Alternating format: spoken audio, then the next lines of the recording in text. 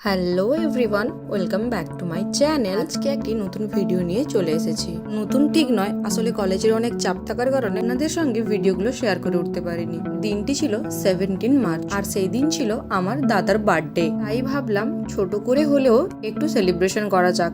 তাই আমি এবং আমার ফ্রেন্ড দুজন মিলে বেরিয়ে পড়েছিলাম কেক আনতে। তো এখন আমরা চলে এসেছি কেক দোকানে।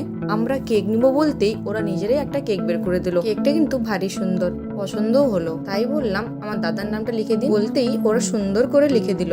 নাম লেখা হয়ে যেতে পয়সা দিয়ে যাওয়ার পথে আমার ফ্রেন্ড বলল, ভাই আমার জন্য একটা চকলেট এনে দে, তুই তোর দাদাকে গিফট দিবি, আমি কি দেবো না কিছু? ও একটা চকলেটের কৌটো নিয়ে নিল।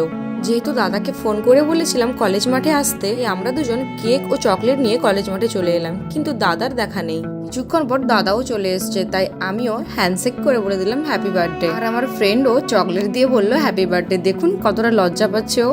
এরপর কেক কাটার পালা। কেকের প্যাকেটটি খুলে ফেলে দাদাকে ছুরিটা দিয়ে বললাম, নাও কেকটা এবার কাটো।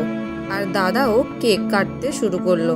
তাই আমরা পাশ থেকে আমি এবং আমার ফ্রেন্ড বললাম, happy birthday to you, happy birthday to you, happy birthday dear দাদা, happy birthday to you. Cake কাটার পর দাদা আমাদেরকে কেক খাওয়ালো এবং আমরাও দাদাকে কেক খাইয়ে দিলাম। তারপর দেখুন যেখানে দাদার নাম লিখে দিয়েছিল ওইটা আমি দাদার কপালে লাগিয়ে দিয়েছি। ভারী সুন্দর দেখাচ্ছে না দেখতে?